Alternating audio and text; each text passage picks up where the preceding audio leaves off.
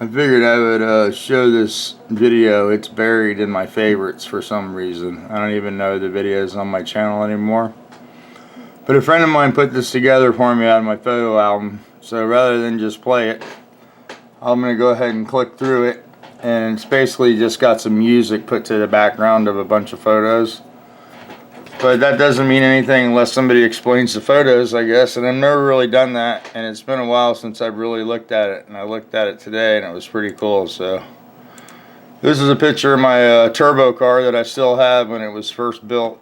Probably in early 80s, you know. That's one of those Chenoweth cages they used to sell. I need to get the camera from shaking here. Let me get this resituated here.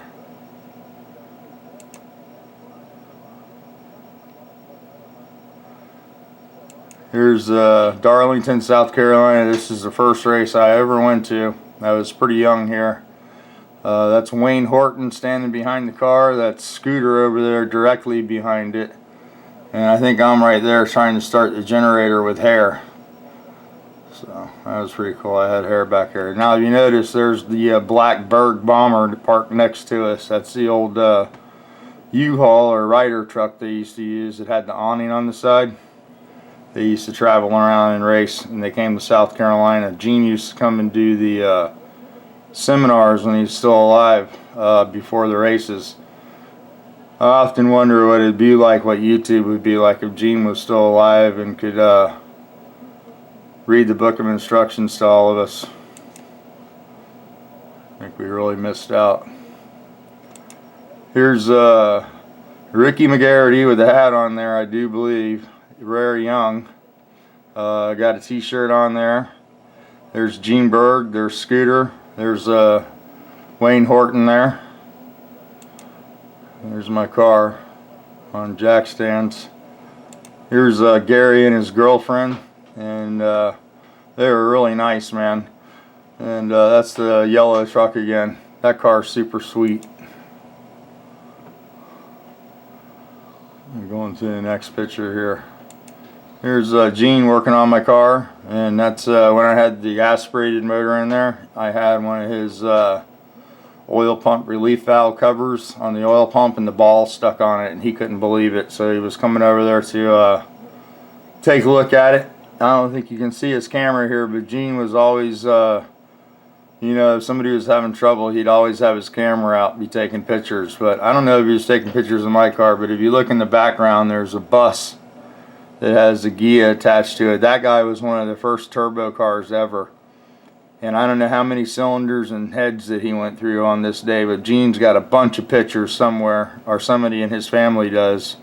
Every time it'd blow up, Gene would be over there taking pictures, telling them to pull some timing out of it, and they just didn't listen. He knew back then to pull timing out of a turbo car. That's Darlington, South Carolina. I don't even believe it's around anymore. Here's a couple cars racing. I don't know if that's my car or not. I can't tell. Here's what my car looked like when it was first put together. A lot of borrowed stuff. Those slicks were borrowed on the back. Steve Logue let me borrow the front tires, and it was just it was a good trip. It was the first time that I ever saw Darlington International Speedway, the NASCAR track, and I tell you what, man, it just takes your breath away when you see it out in the middle of nowhere. It was just an awesome experience. Here's probably one of my first passes ever, and that's not even my car. Hang on a minute.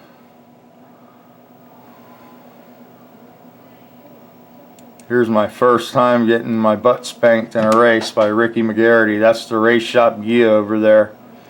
And Ricky is still around, I do believe. And I heard talk of trying to get that car back from his old partner.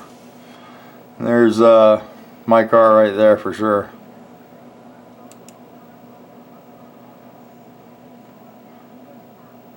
There's Lyle and Cherry. That was a really bad compact from the day. Here's Scooter going through the jets, I'm sure. I'm sitting on the tailgate there. Old Steve Logie. He's a lawyer or architect in Gainesville now. And Wayne, I don't know what he's doing. He's supporting a bunch of women somewhere. He was the ladies' man. This is a Dixie Twister. You can't see the name on the car, but this is one of the first 6-second Volkswagens that I ever saw run. Had a really bad chop top on it. And that car was for sale not too long ago. Nobody would buy it. This is another picture of the track. It's all concrete bleachers on the left-hand side.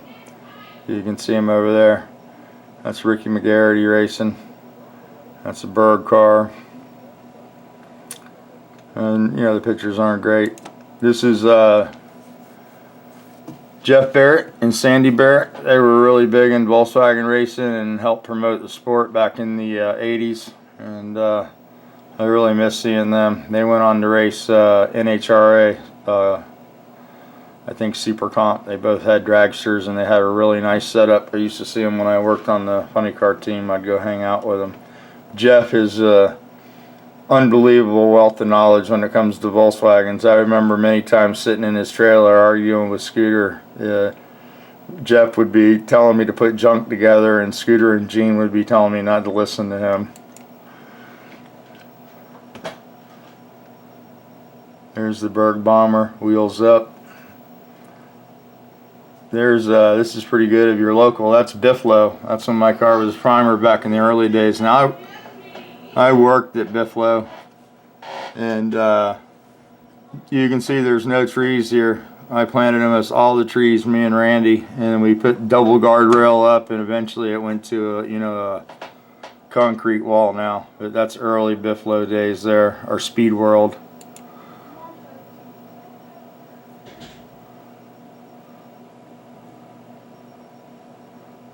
There's this race is in Reynolds, Georgia, and Gene was actually pit crewing for me at this race. Scooter was mad at me. Gene was here doing a seminar, and he came to the races, and he ended up helping me all day. It was a really great day. Got into the money and got to race with Gene all day. It was pretty cool. There's the picture of my car when it looked pretty much like JC's street car. I'd go terrorize Orlando. You can see it had bumpers, and you'll see here in a minute. I even had a more street look for it that was even more sinister. Here's Bug Magic. This is the first fast Volkswagen I was ever introduced to. This was a G-Gas world record holder, and this is Scooter's car, and he used to have a partner named Marty. They built it with a lot of other people back in the 70s, and this thing holds a lot of records. Here's the inside of it.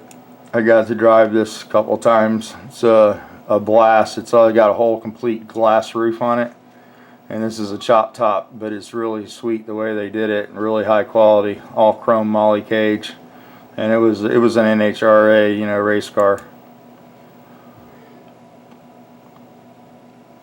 Here's my car with the hubcaps, the bumpers, the Rossi headlights. Pretty much looks pretty stock.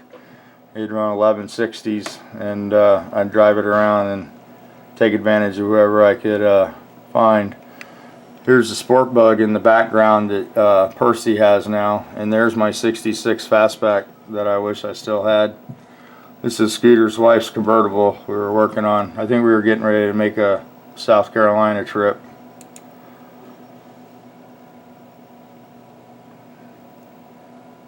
This is Scooter 73 Bug. I just recently, well not recently, but I painted that again. That was the first time I painted it. That was a Gia. This is one of the first motors with autocraft cylinders, 94s, when they first came out. This was a ARPM case, and this belonged to Rick Morrow. It was a bad mamma jamma. It was built aspirated first, and then we went turbocharged. You can see it's the early days in the shop. The benches are very empty. This is the tranny bench, and it's packed now if you go down there.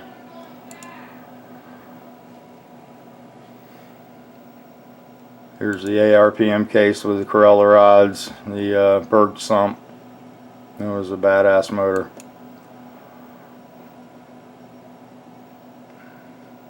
There's Rick showing the size and girth of the 94 cylinders. Notice the coating on the pistons. We were doing that back in the 80s. Now it's pretty popular.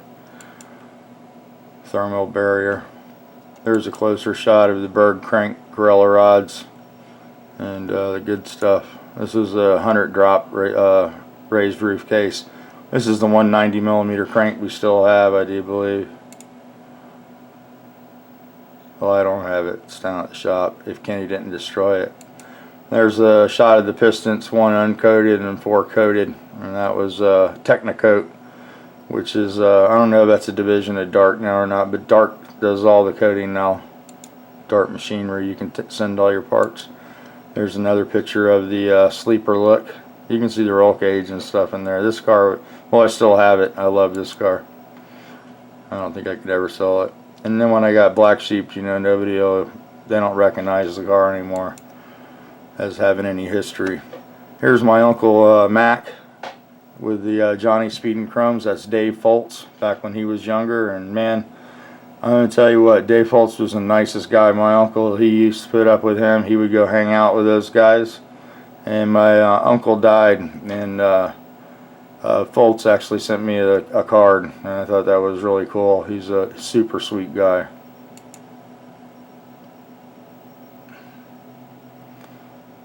They were running 7s back then. That was the car. Here's some of the strange stuff people were doing back in the 80s. Mid-engine.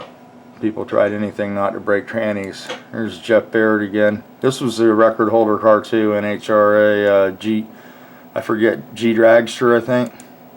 He actually shifted that thing. That's the Lyle and Cherry compact car. This thing used to do giant wheel stands. And after I saw this, actually the Lyle and Cherry compact cars back here, but this was his son's car or a friend. They did gigantic wheel stands, and that's the guy that taught me how to loosen the car up and make it, you know, crawl up on the ring gear if that's what you want it to do. I've learned to make them spin the tires since and go faster. So, and that's the end. So I just thought I'd share that with you guys, and thanks for watching.